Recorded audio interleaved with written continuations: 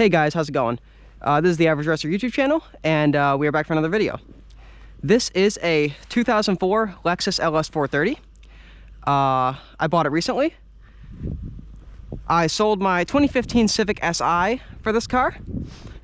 My rationale for that being I wanted a more luxurious vehicle, and this is the best value for luxury in my opinion. The LS430 is way ahead of its time. At the time, it beat its rivals from Mercedes. And yeah, it's just an excellent luxury car. But a question a lot of people have is, how does it do in the snow? Well, I thought I'd be in a great position to test that out because it's snowing and my road doesn't look to be plowed out there. So it's a good test for it. So this is a rear-wheel drive car, and it has an open differential. So you get one wheel peel with this thing. Weighs about 4,000 pounds. And it has a lot of advanced traction control for the time. So it has traction control, it has stability control. I have not turned any of those off. I will while driving, but to turn off the stability control where it will break if you start skidding, you have to pull a fuse. And I'm not gonna do that today, but it will do tight donuts, which I will do in the driveway. But yeah, so in my experience, it's been pretty decent driving in the snow, but I'll take you on a POV drive and show you how it does in the snow. Let's just get a quick walk around of it right quick. Has daytime running lights. So my tire setup, which is really important for this video, these are Blizzak WS90s, the best winter tire made in my opinion, and I downsized a little bit. So these are 205 tires on a set of 16-inch OEM rims. You can see how close the brakes clear to this rim. So this is the smallest size you can pretty much fit on this car is 16s, and these are pretty good in the snow. Honestly, like they're fantastic. Yeah, it's a little bit dirty right now, but I'll show you how it drives. It has about 300 horsepower. Toyota V8 up front. Some people call the UZ engine series the best engines ever made. I don't know about that, but I'd like to believe it's true. We're gonna clean off our shoes here a little bit and take this thing for a drive. I'm probably gonna turn down the air a little bit so you guys can hear. We do have automatic wipers on this thing. I don't know how well they work in the winter, but it's pretty neat. I'm not gonna go over all the features of this car. This car is very cool. So that's another video for another time. A lot of people have made that, but I don't see a lot of people doing snow reviews of this car. So as a first test, let's see if it can get going in the driveway. So we have a decent amount of snow here. I mean, as you can see, it's at least 6 inches on the driveway. Let's go on a test drive. All right, so we're heading off. Pretty much unplowed. People are like, oh, you know, in the South, we have a so much harder time driving because they salt the roads and they plow more efficiently up here and yada, yada, yada. But I mean, look at this. Does this look efficiently salted and plowed to you? But anyway, yeah, we got over that hump and we're starting to go. So let's see how this thing does. Oh, left that window down. That would be good to close. But yeah, this thing is nice and smooth in the snow. So far at 30 miles an hour on this very icy, snowy road. I will have to defrost the mirrors and rear window because you can't really see back there, can you?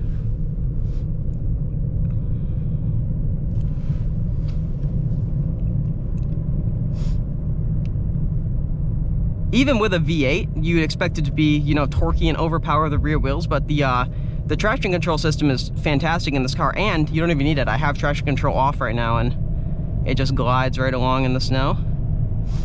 Now, if you have one of these cars and you're planning on driving it in the snow, I very much recommend a set of good snow tires, and specifically the Blizzak WS90s, just because they're fantastic snow tires. They're very responsive. I mean, it's like you're not even driving on snow.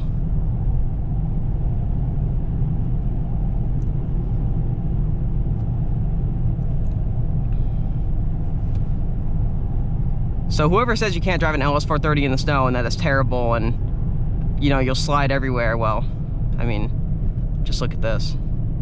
So we're going around a corner here. I'm going about 50. I'm going to slow it down to maybe 30 and see if we fly off the road in a rear-wheel drive car.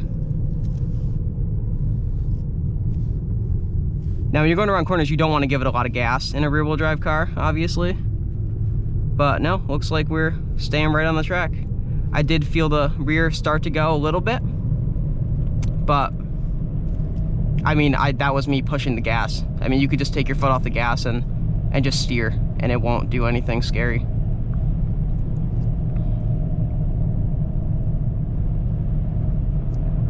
Just be slow with your inputs in this car, and I mean, it's really not that bad. You know, you see people, they say, oh, I live in upstate New York, I have to buy an all-wheel drive car, or at least I have to buy a front-wheel drive car. I can never own a rear-wheel drive car. It will get stuck. Well, this is an open differential rear-wheel drive car, the worst combination you can get. If you one wheel gets stuck, it just peels and it won't go anywhere, and this thing is pretty fantastic. Let's see how it does around this corner here.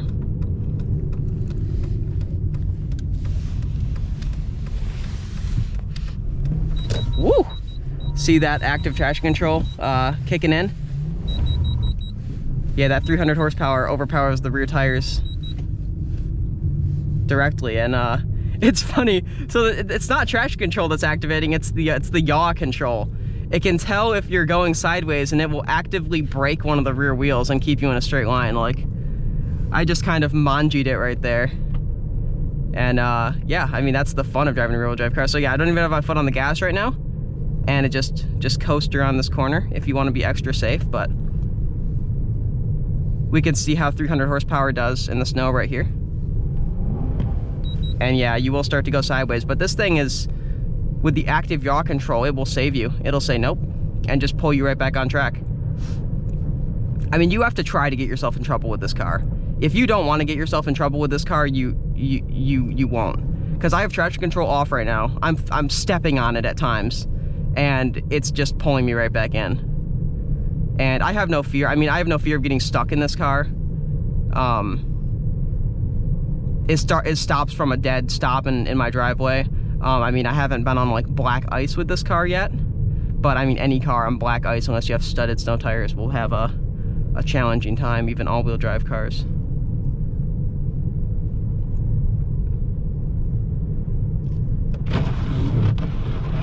Yeah, I better defrost the front windshield.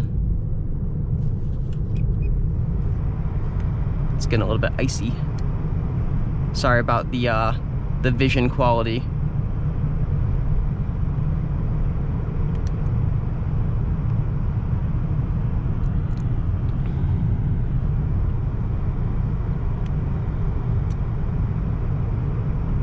But I mean, these roads are, you know, maybe plowed like a couple hours ago or so. I mean, just regular traffic been driving down. I mean, this is packed snow that we're driving on right now, and it's just how it is. We'll go up this slight hill right here. See that kind of deep snow right here? We'll have a full stop. Let's see if we get stuck. So let it go. Yep, we're starting to move. Give it a little bit of gas. And we're going. We are spinning a little bit, but goes right up. And a lot of this has to do with tires. But I mean, it's fun, you know, and especially the stability control is really good. Like, whenever I start to go sideways, it beeps at me and says, nope, you're coming right back in the middle. And it would be fun to defeat that. So I may pull the fuse and have a go at no traction control, no stability control, and that might be quite fun. Good thing to note, if you're looking at getting one of these cars, the 04 to 06 models like I have, you cannot defeat the stability control. But on the 01 to 03 models, you can. There's a button that will get rid of traction control and stability control together. And so you don't have to pull the fuse, and it's totally within the car's right to do that. I mean, braking is a factor of tires, but we'll check braking at this light. So let me just give it a quick brake. You're barely sliding at all, honestly. Look at this front wheel drive guy. Look at this front wheel drive guy go. He's spinning, he's spinning, he's spinning, he's spinning. I mean, there you go, you know. And I'm over here in the LS430. Let's see if we can go right on red. I'm going right on red. We're not spinning. I mean, part of the factor here is the weight of the car and the skinnier tires. It just puts a lot of pressure on the ground. Let's see about this tight corner here. Yeah, no issues at all.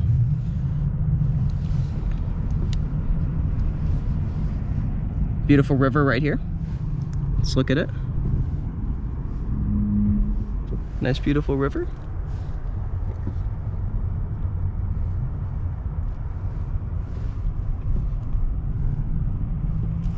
And yeah, we're going. So this area is much better plowed. This is in town. But back on my road back there, it was quite snowy. So yeah, I think in conclusion, the LS430 is a fine car to drive in the winter. If you say the LS430 can't handle winters, that's a skill issue. Just put snow tires on it and you'll be fine. It's actually really fun. If you've ever driven a rear-wheel drive car in the winter, you know that it's some of the most fun you can have. With no limited slip, it's less fun because you can't drift as easily. But if you pull the fuse on this thing and you want to slide it around corners, it's totally fine. Here's a little hill. We're gonna start going and just press on the gas a little bit, and it just gets going right there. And it yelled at me a little bit for going sideways. This thing just yells at you for going a little bit sideways. It's like, nope, you're not allowed to do that. You're gonna stay perfectly straight. This car was not designed for you to have fun. This car was designed for you to be carried in luxury. But it can be fun at times. So let's go this way and see if this road is less plowed. Let's give it a little bit of gas. And yeah, it will. It will just clamp the brakes on one of the rear wheels and stop you from sliding. It goes, nope, it's not happening for you there.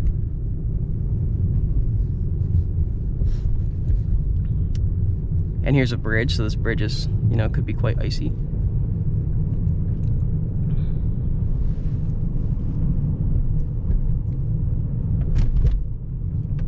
But yeah, generally speaking, I don't see a reason why you could be persuaded to not buy one of these cars just because you live in a winter climate. And especially here in upstate New York, the winters are extra severe. I mean, there's not many places in the country that gets worse winters than up here in central, upstate, whatever you want to call it, New York, near Syracuse. Unless you're in like Alaska or something.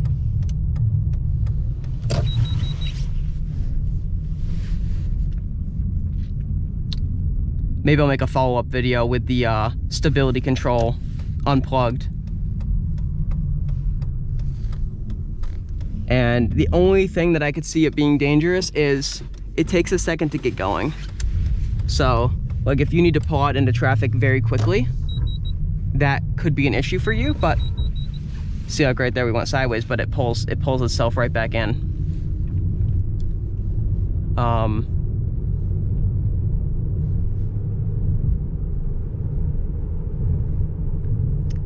Yeah, but pulling out into two busy intersections and things like that in the snow, that's when all-wheel drive could come in handy. But as long as you plan correctly and understand how quickly this car can get moving, you have to go slow at the beginning to get going. But once you're moving, this car actually can put the power down pretty decently.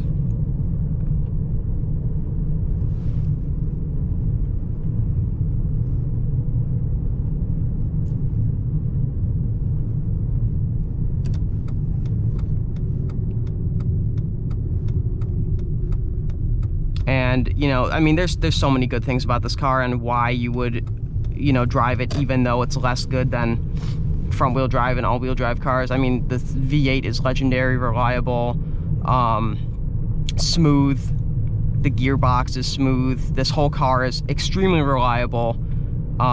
This one only has 70,000 miles on it, but I hope to own it for a very long time You can buy these with 200,000 miles and expect to get another 200,000 out of them. They're just fantastic machines. They don't build these like, you know, they don't build them like they used to.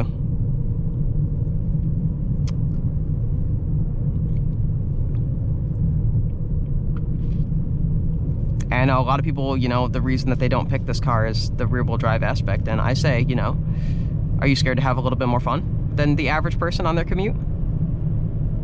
And I think they would say yes. Because it is a lot more fun. I'll tell you that. Especially on roads like this. Where, I mean, you have 300 horsepower on the tap. And if you press the gas pedal, you know you'll just break loose. And you know, this car is very predictable. It does what you tell it to do. It has a long wheelbase. It's not twitchy. Like smaller sports cars. It gives you a lot of time to react to things that it's doing.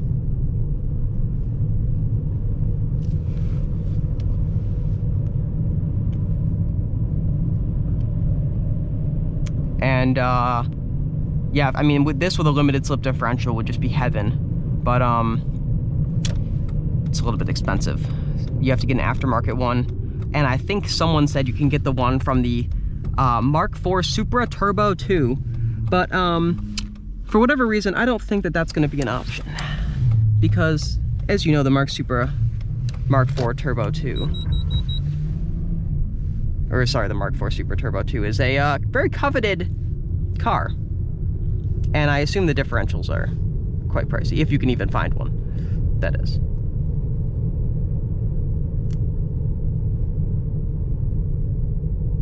And I mean, this isn't light snow. I mean, like, you know, people in the South are you know, talking about like, oh, you know, up north you have infrastructure, you have salt, you have this, you have that. Do we though? Like, look at this road. And I'm going 40, you know, let's see if we can get up to highway speeds. This is a 55 road, so let's go the speed limit. So I'm going 50 right now. And it's stable.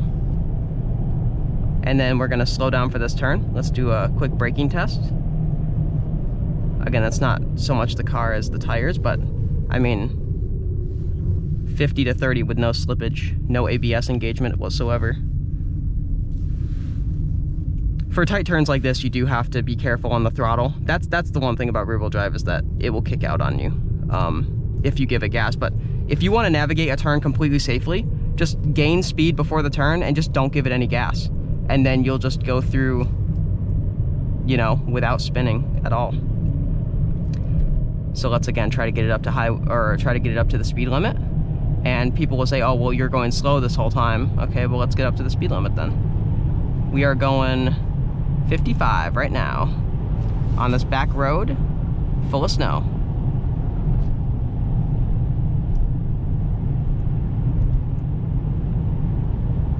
And she's perfectly stable. She's not doing anything weird. It's putting down the power to maintain this speed just fine. Oh, and something interesting about this car is it actually does have a snow mode, where it will, if you're extra scared of the snow, this will dampen the throttle response a lot. So like, you can push the throttle in quite a bit in snow mode and it won't do anything. I like how the transmission shifts in ECT power mode, because it gives you a little bit longer time before it shifts in each gear. And a lot of people with LS430s agree, and they just keep it on ECT power the whole time, which I do as well. And yeah, I think that there's no issue driving this in places like this, or maybe places that are even snowier. And the main issue is just visibility. It's not even snow. So let's actually stop in the worst part. So our rear wheels are right on the dip where the plow will push the snow. And I'll just let my foot off the gas. And we'll start going. And this thing gets traction just fine. I mean, you'd have to get quite a bit more snow than this to not be able to get traction with these snow tires. And we'll do one more donut just for good luck. But yeah, getting a good good situation to do a donut though, because this is a very long car. Let's see if we could do it.